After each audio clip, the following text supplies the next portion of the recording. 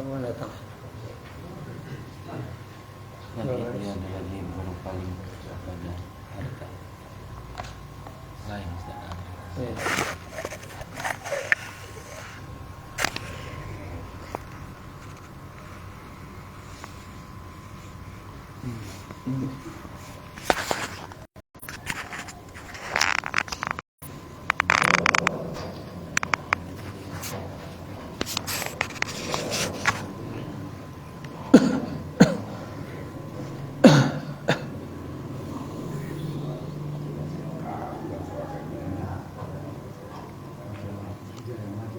Assalamualaikum warahmatullahi wabarakatuh. Waalaikumsalam warahmatullahi wabarakatuh. Alhamdulillahi rabbil alamin.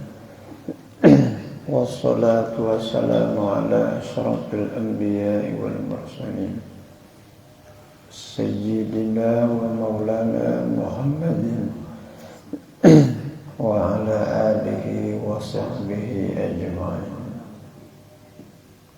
Qalu subhanaka la ilma lana illa ma 'allamtana innaka antal alimul hakim.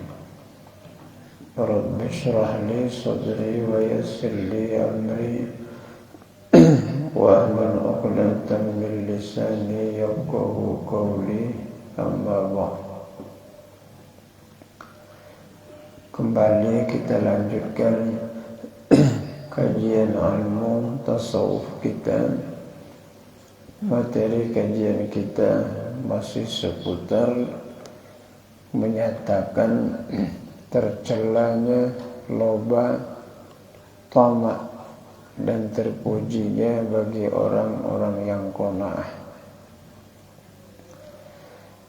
Yang lalu sudah disebutkan oleh Al-Imam Ghazali bahwa ketahuilah olehmu bahwasanya papa itu dipuji oleh syarak seperti yang kami datangkan akan kepujian itu di dalam Kitabul Fakri, kitab yang membicarakan kelebihan fakir.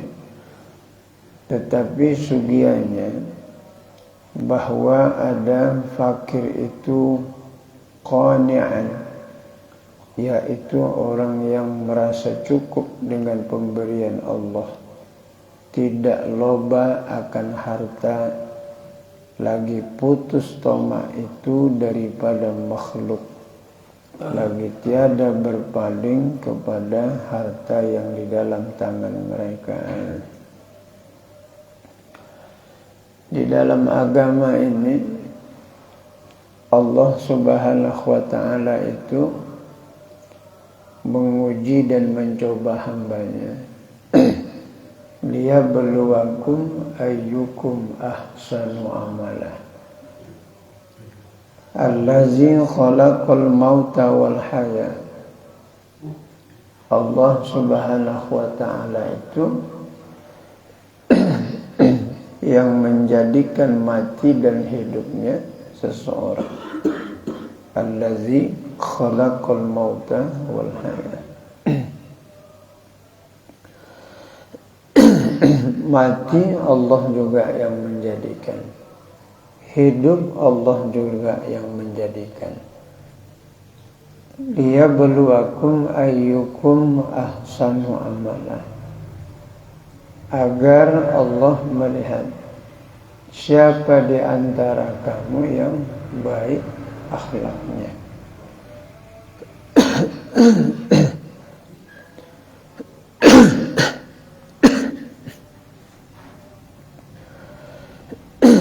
Siapa yang paling baik dan bagus akhlak di antaranya.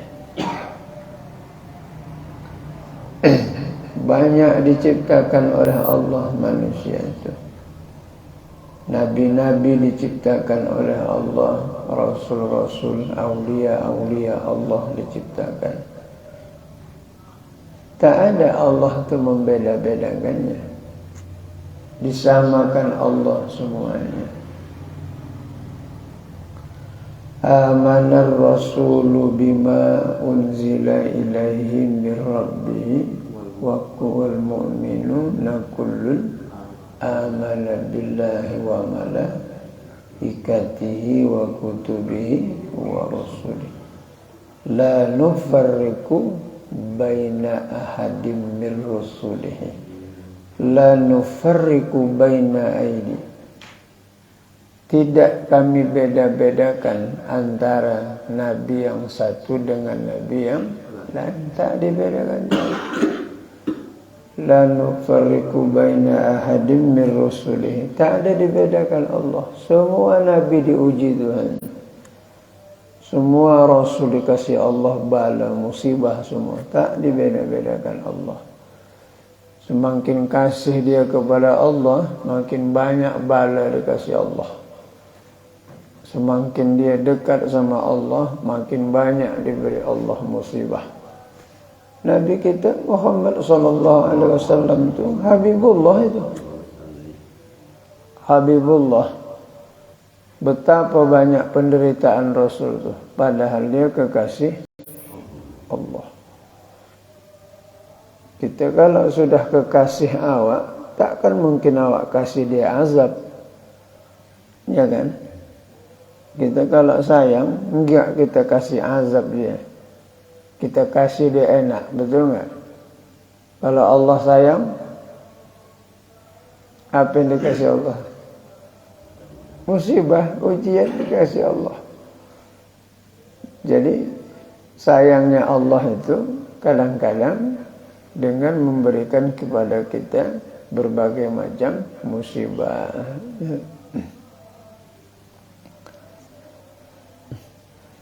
Jangan bapak ibu pula bilang pula Allah tu sayang sama Firaun,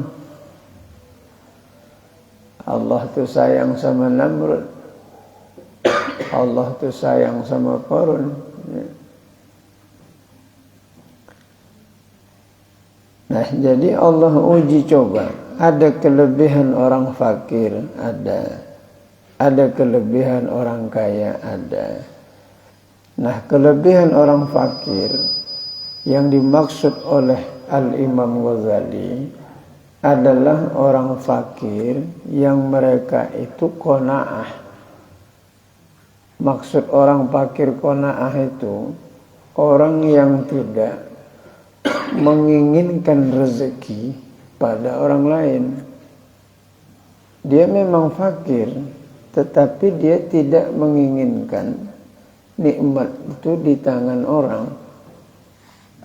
Kadang-kadang kan ada juga orang fakir, tetapi dia suka kali dia dengan nikmat orang lain. Kalau ada nanti orang yang kaya, berharap saja dia supaya orang kaya itu bersedekah sama dia. Itu tak bagus, tak baik. Kalau seperti itu, bagus berusaha saja dia supaya dapat kehidupan dia. Itu makanya kalaupun nanti dibicarakan ada kelebihan fakir, itu bukan sembarang fakir itu. Bukan fakir-fakir yang menerima zakat itu asal belapan. Oh, itu fakirnya kadang-kadang meronta aja sama Tuhan, sembahyang pun tidak ada itu kadang.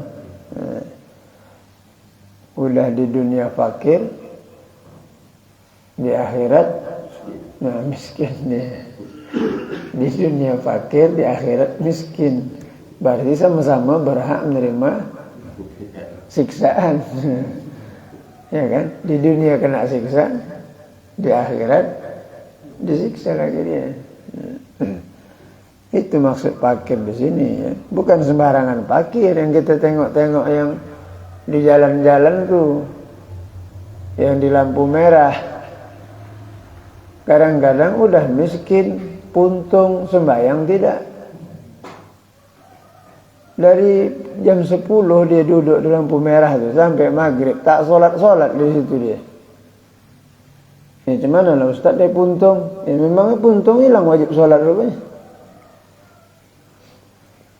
Berudu awak, ambil air aqua itu, berudu awak di lampu merah itu, bentang sejadah, sembahyang awak zuhur di bawah itu. Apa tak banyak duit mangkoknya itu nanti? Ya ditengok orang dia beribadah. Apa tak yang supir itu tengoknya? Subhanallah, ibadah juga. Ibadah. Ini tidak. Diperbannya aja kaki lutut tadi.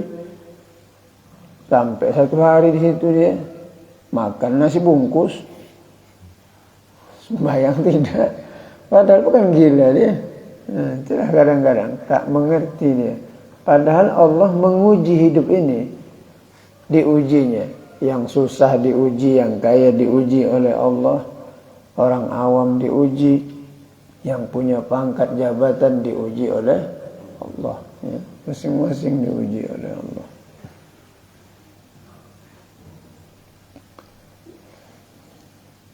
Lebih bagus diuji dengan kemiskinan daripada diuji dengan kekayaan. Kita kalau diuji dengan kemiskinan banyak tahan, tapi kalau dah diuji dengan kaya, mulailah tuh mengaji tidak, sembahyang tidak. Takziah pun tidak, serawan aja deh. Tak ngaji bapak, lama udah nggak ngaji. Ada 6 bulan saya tak ngaji. Inilah mau nanti coba-coba dulu. Coba-coba pula ngaji. Udah 6 bulan tak ngaji, nak coba-coba pula. Ini coba-coba lah dulu katanya. Ngaji kembali katanya. Nggak ada orang bilang ni coba-coba lah makan kembali. Nggak ada. Kalau ngaji ada coba-coba. Testingnya. Sedang ngaji tak dapat. Apa lagi?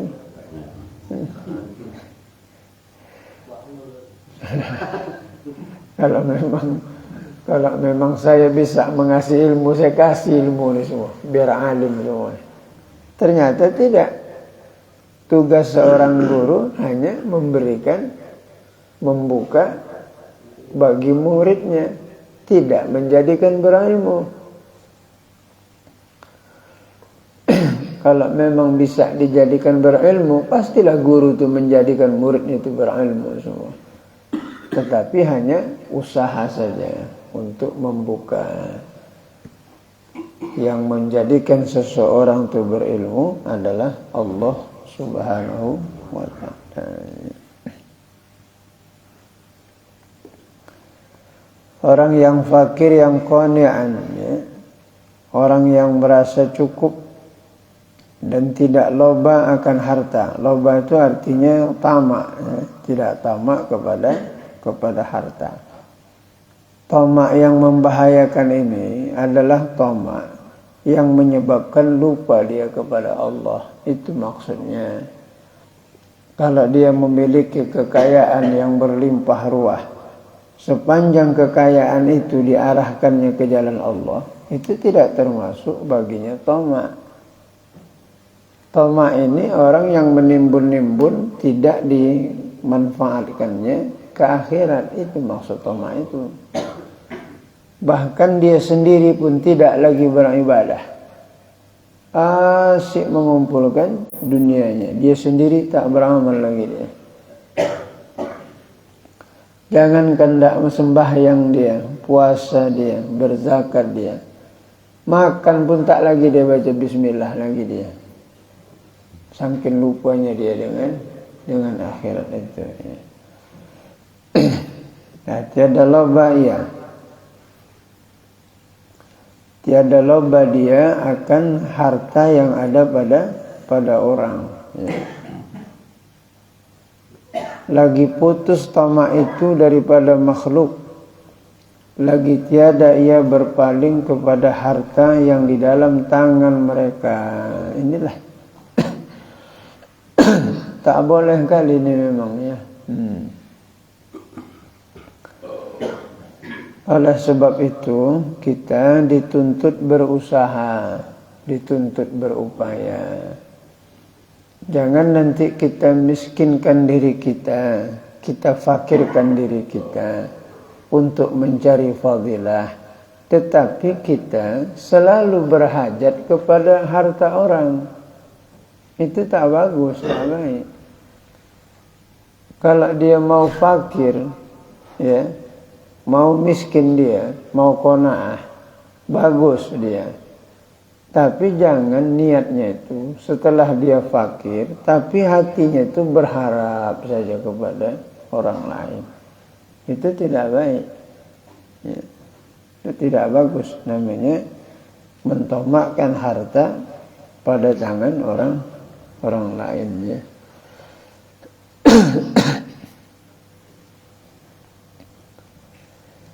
Dan tidak loba atas mengusahai akan harta, betapa adanya, dan tiada dapat akan dia yang demikian itu melainkan dengan bahwa memadailah ia daripada mengambil sekedar darurah. Kalau begitu ambil dunianya sekedar darurah, sekedar keperluan, makanan, pakaian, daripada tempat kediaman, dan menyimpankan ia atas kadar sedikit daripada makan, dan menyimpankan atas yang hina daripada pakaian. Sekedarnya kira-kira orang tidak menghina kita, kira-kira orang tidak meremehkan kita, bolehlah. Adakan harta kita, pakaian kita, makanan kita, sekira-kira orang tidak mencemoohkan kita. Sebab kalau sudah terlalu fakir, orang mencemoohkannya. Dan dia pun tidak kuat nanti imannya menahan fakirnya itu. Makanya kata Rasul, orang fakir itu dekat kali dengan kekufuran. Mudah sekali dia menjadi kufur dengan sebab fakir. Apa fakir itu? Dalam kitab fikih, fakir itu pertama dia janda, tidak punya ayah yang memberi makan dia, tidak punya kakek, tidak punya anak, tidak punya cucu, usahanya nggak ada, hartanya nggak ada. Itulah fakir. Ada di Gang Pipa nih? Ada ya? Alhamdulillah. Tak ada fakir. Kadang-kadang memang dia janda, cuma ayahnya pula kaya. Ayahnya lah pula memberi nafkah dia, anaknya. Kadang dia janda, anaknya pula kaya. Anaknya pula menyantuni emaknya yang janda tadi. Itu fakir lah itu ya. Kalau seperti ini memang langka ini. Seperti ini. Agak payahlah. Janda-janda yang tua itulah disantuni dia. Awak terbalik, yang tua awak biarkan. Yang muda-muda awak santuni. 6 bulan disantuni, bulan ke-7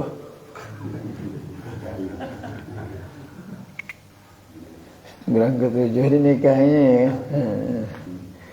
Makanya kok ngasih anak yatim itu udahlah titipin aja lah, usahlah bapak ngantar. Ngapain bapak ngantar ke rumah? Tiap pagi bapak datang, apa tiap pagi datang? Titipin aja lah, kasihkan titipin dah. Ini turun tangan juga, kata dia tak puas abang kalau tak langsung. Nanti jadi ayah yatim. Awak kasih tadi mak yatim.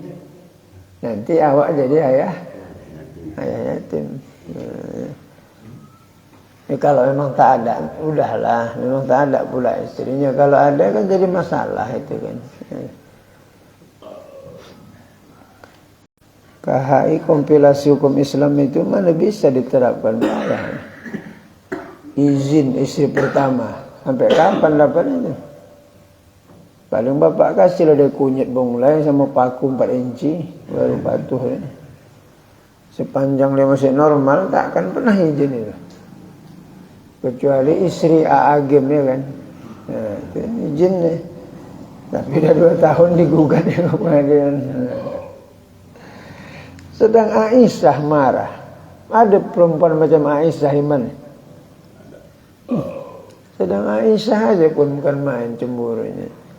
Menung Rasulullah satu hari. Wafat Khadijah. Agak menung Nabi itu. Bukan menung macam kita ya.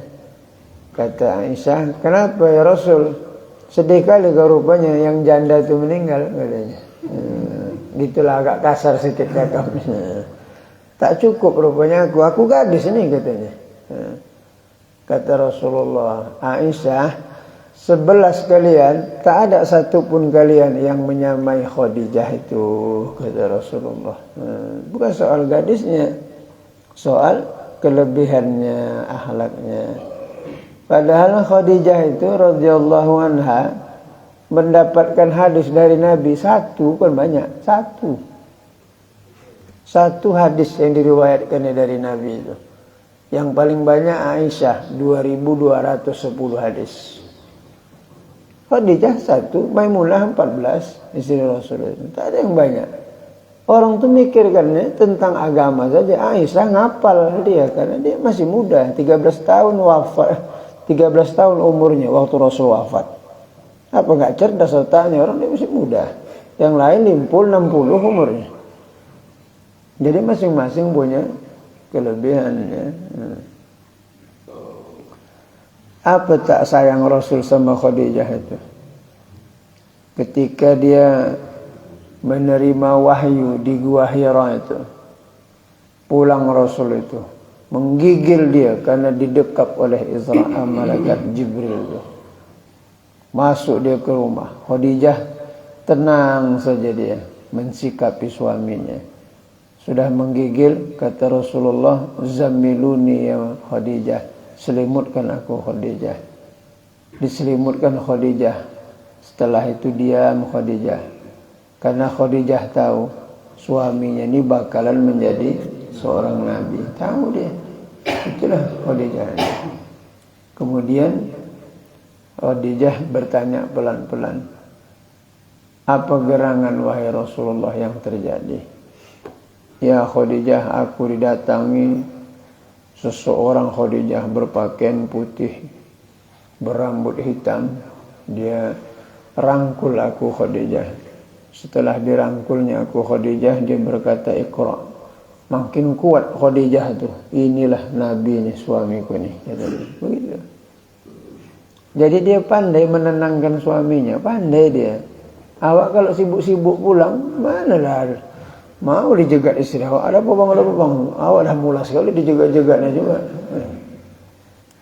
Itulah Khadijah itu. Selalu dia ngadapinya. Ini dah suami capek di pajak.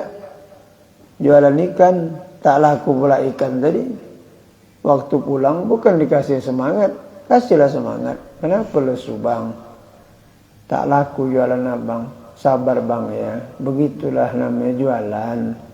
Ada rezeki kadang-kadang gak ada. Insya Allah bang, mudah-mudahan esok adanya rezeki itu. Apa tak senang suaminya gitu? Abang minum teh enggak nih awak buat kan? Mantap tidak awak? Ini tidak nampak awak lah. Tengen-tengen pulang, kenapa bang? Rugi. Itulah kau tolol itu, bodoh. Aku dah curiga ya kalau dia mau lu banyak bodoh kau ni. Bukan diberi awak semangat, dibodoh-bodoh kau ni. Jadi malas awak ngeesikkan dari campak ni kan belakang. Paham kan? Bukan sekedar dia cuma masak, tapi pandai dia menyejukkan hati suami itu, pandai. Apalagi bulan Ramadan ni kan mau dekat raya, pandai dia menyejukkan dia. Usah bang pikir-pikir kan, yang penting anak-anak ni lepas jadilah. Kan mantap. Ini bang anak-anak ni aja bang, aku bila lagi bang kata anda.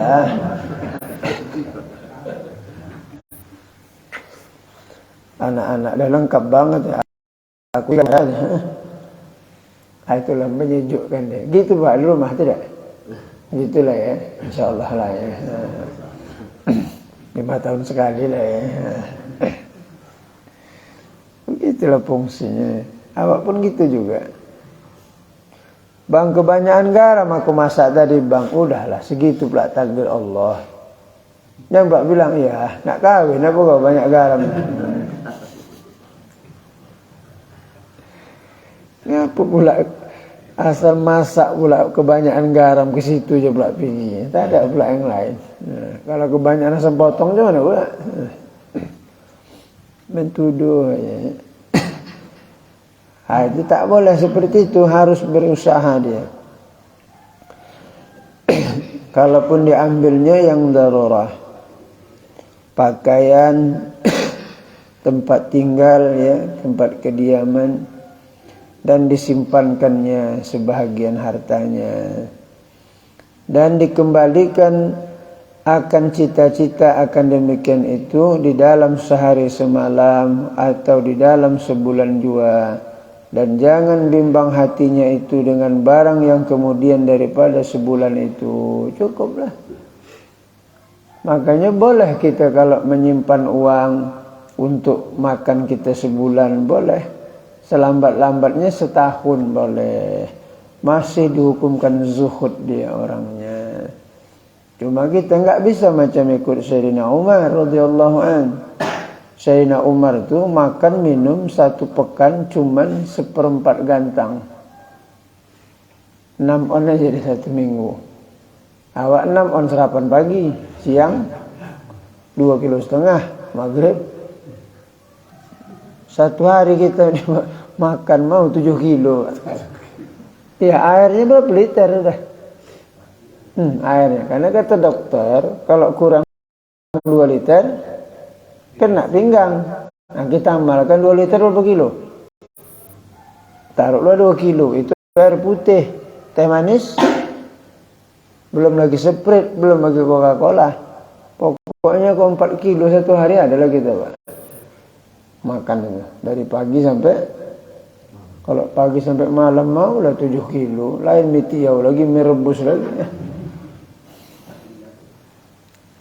Coba tes nanti beli serapan lontong pakai perkedel, timbang berapa? Saya tes. Lebih 1/4 kan? Lebih. Lontongnya pakai kuah kan? Coba gini kan? Berat kan? Itu kita masukkan. Belum lagi risol, bakwan, tauisi. Tak bisa jadi wali, berat. Menjadi orang soleh pun payah, apa nak jadi wali? Kata guru kita dulu, Ustaz Aminuddin almarhum, kalau orang soleh itu tidak lagi gini dia kalau siap makan. Nggak ada lagi. Kalau masih, belum orang soleh lagi tu katanya. Kata Ustaz Aminuddin Cingwan gitu katanya. Kalau masih, belum orang soleh lagi tu katanya. Macam mana lah tak orang masuk banyak pergi lah angin ni. Kalau masuk sikit pun dia pergi angin. Kalau masuk banyak, kalau masuknya banyak angin tu pergi. Kalau sikit pula masuk, dia pergi angin. Dalam aja lah anginnya. Cocok juga kata almarhum guru kita tu. Kita ni kadang-kadang makan sikit kan tak sedap. Kalau sedap, ini contoh dia ikan gembung kuring tau, gembung kuring. Ikan gembung kuring yang baru-baru tu potong 2, dimasukkan dia dalam belanga tanah, periuk tanah.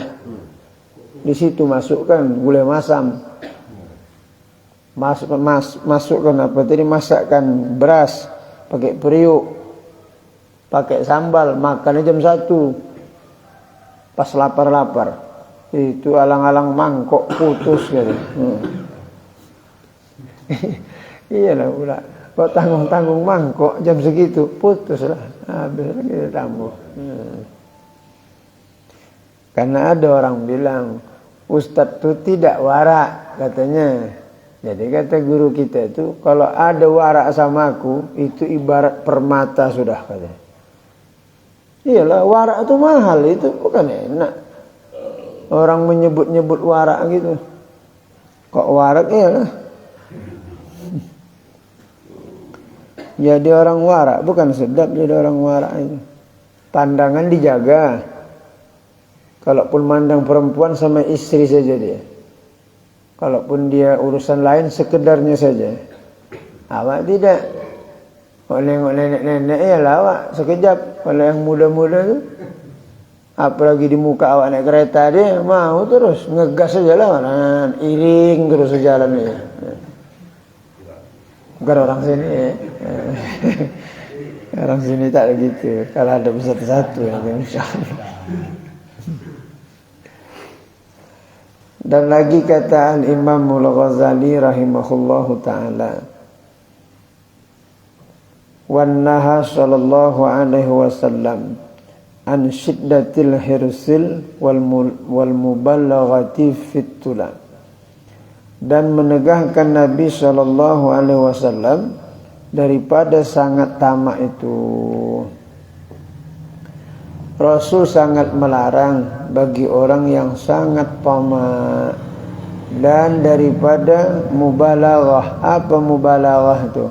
Orang yang bersangatan, ya, berlebih-lebihan menuntut harta, itu dilarang, ya. Bersangatan dengan mencari harta lain. Kalau bersangatan mencari harta pagi sampai sore, sore habis maghrib tambah lagi, nanti jam 10 main lagi, itu tak berhenti-berhenti mencari harta.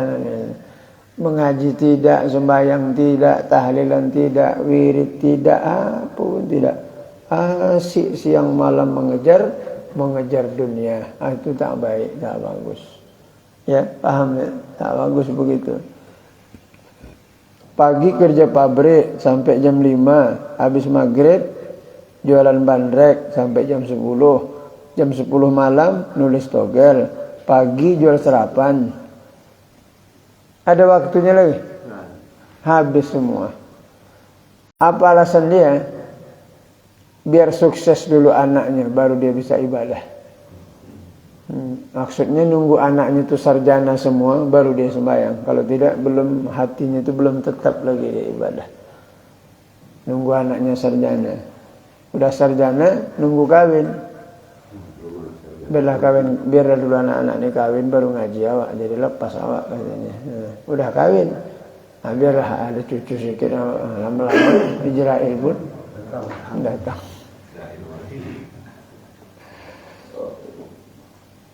Kita kadang-kadang Bapak Ibu tak terasa, dah macam Tuhan kita udah. Apa macam Tuhan? Ikut ngatur. Kan ikut ngatur namanya. Kan kita atur gitu kan. Yang begini kita atur dia. Berarti awak macam pandang aturnya.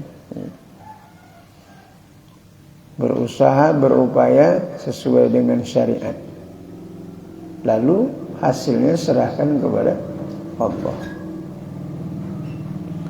Ala ayyuhan nas ajmalu fit talabi fa innahu laisa lil abdi illa ma kataba lahu walan la yazhaba abdin minad dunya hatta ya'tihi ma kataba lahu fid dunya wahya raghibah. Hai segala manusia, janganlah kamu berlebih-lebihan daripada menuntut akan harta itu. Maka bahwasanya tiada dapat bagi seseorang dari hamba Allah itu melainkan yang telah disuratkan baginya di lauh mahfuz, ya. Jangan kita terlalu menuntut harta dunia ini kecuali apa yang telah ditentukan Allah, ya. Cuma kita terbalik, kalau untuk urusan ibadah kita enggak begitu. Tapi kalau urusan dunia kita terlalu, ya. Ijtihaduka dhaminuka angkusrituka. Bersungguh-sungguh pada yang dijamin oleh Allah, tetapi tidak bersungguh-sungguh pada yang tidak dijamin oleh Allah. Rezeki jaminan Allah, iya, tapi kita bersangatan. Ibadah jaminan, tidak. Itu makanya masalah urusan dunia rezeki itu sudah dituliskan oleh Allah di lauh mahfuz. Cuma jangan salah paham ini, ya. Rezeki ini ada 4 macam. Pertama ada namanya rezeki itu madmun. Apa rezeki madmun itu? Rezeki yang sudah tanggungan Allah, tanpa usaha tetap dapat. Apa itu? Kesehatan.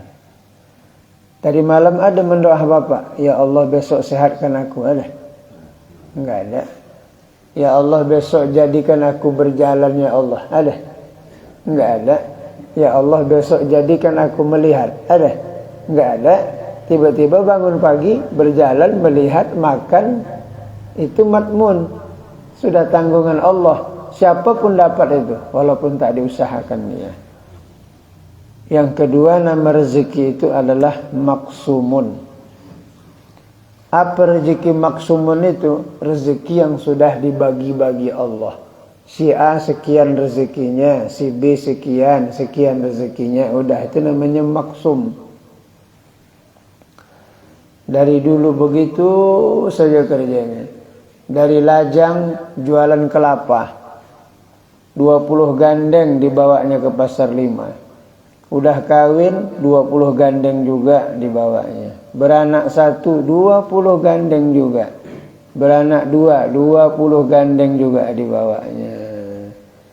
Segitu sudah diberikan Allah kepadanya. Namanya maksum. Yang ketiga namanya rezekinya mamluk. Rezeki mamlukun. Apa rezeki mamluk? Rezeki yang mesti dimiliki dia. Seperti beli kulkas, beli Honda Jazz, beli rice cooker. Itu mesti diusahakan. Mana bisa bapak di rumah aja, mak pingin gak adalah kulkas nih. Datang kulkas dari langit. Nggak bisa lah. Kepingin kali dia beli kereta NMAX, berusaha lah. Apa usahanya? Bawa kakak rekening listrik.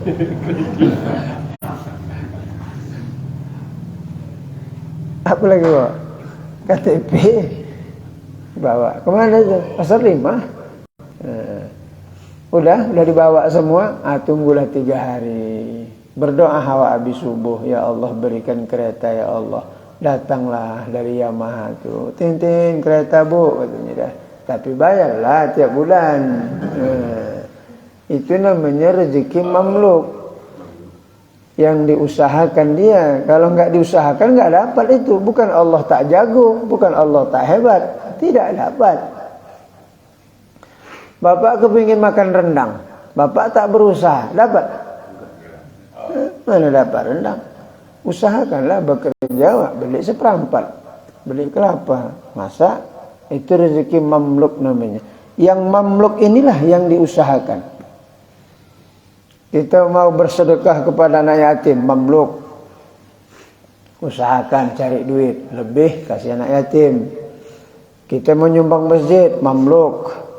Cari duit, dapat duit baru wakaf. Itu harus diusahakan. Kalau tidak diusahakan, mana kita peroleh? Makanya saudara-saudara kita banyak yang tak paham nih pembahagian rezeki. Jadi dibawanya santai aja hidupnya. Rusak. Anak mau sekolah, tempat tinggal bakal rusak.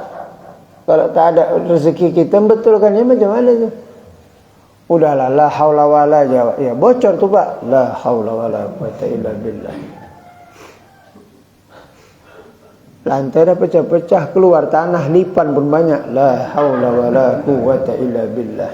Ini tak mengaji, ini tak paham. Yang mana rezeki tanggungan, yang mana rezeki diusahakan. Kalau mau makan sedap nyawa, ya berusahalah pula. Nak makan semur ayam, kikil tanduk, umpamalah. Nak makan daging, nak ngesop tulang lutut, ya berusahalah pula. Yang keempat namanya rezeki mau'udun. Mau'ud itu adalah rezeki yang dijanjikan oleh Allah, seperti nikmat surga. Nah itulah namanya 4 macam rezeki. Jadi harus paham kita. Yang ditanggung itu rezeki matmumun. Kesehatan, nah itu tanggungan Tuhan. Tidak pun awak makan poding, besok berdiri nyawa itu bangun tidur, ya kan? Nah. Tapi kalau sarapan pagi belum tentu. Ya iyalah, sarapan pagi belum tentu. Kalau besok pagi bangkit, insya Allah tidak pun diusahakan besok bangkitnya itu. Tapi kalau sarapan lontong pakai perkedel, belum tentu. Entah tak adanya pula rezeki kita yang belinya. Nah, dah sini dah dulu kaji kita. Akan datang nanti sabda Nabi SAW, An-Ruhal Qudsi ya. Itu bulan Syawal itu nanti sambungannya ya. Akan datang wallahu a'lam bishawab. Kenapa saya udahkan nih? Karena dah terang tuh. Hilang khusyuk kita ngaji dah karena dah terang nih. Awak nak pergi kerja Ustaz ni lama kali ni. Alhamdulillahirabbil alamin. Salatu wassalamu ala asyrafil anbiya wal mursalin. Sayyidina Maulana Muhammad wa ala alihi wa sahbihi ajma'in. Irhamna ya arhamar rahimin, ya arhamar rahimin, ya arhamar rahimin. Allahumma anzil rahmah wal maghfirah wal ni'mah wal inayah wal tawfiq wal hidayah wal istiqamah alaina ala hadhihi al-jama'ah wa ala al-muslimina wal muslimat wal mu'minina wal mu'minat innaka ala kulli syai'in qadir. Rabbana atina fid dunya hasanah wa fil akhirati hasanah wa qina adzaban nar. Sallallahu ala sayyidina Muhammadin nabil ummihi wa ala alihi wa sahbihi wa sallam. Subhana rabbika rabbil izzati amma yasifun. Wassalamun ala al-mursalin alhamdulillahi rabbil alamin. Wabillahi taufiq wal hidayah. Assalamualaikum warahmatullahi wabarakatuh.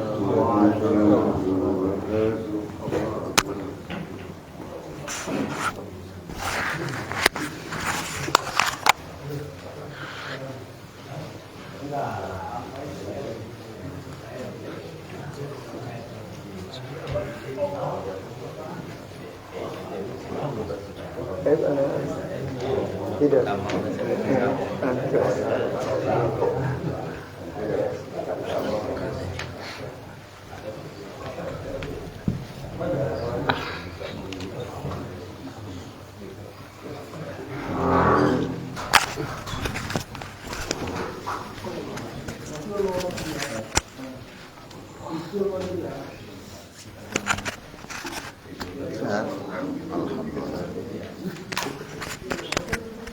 Allah.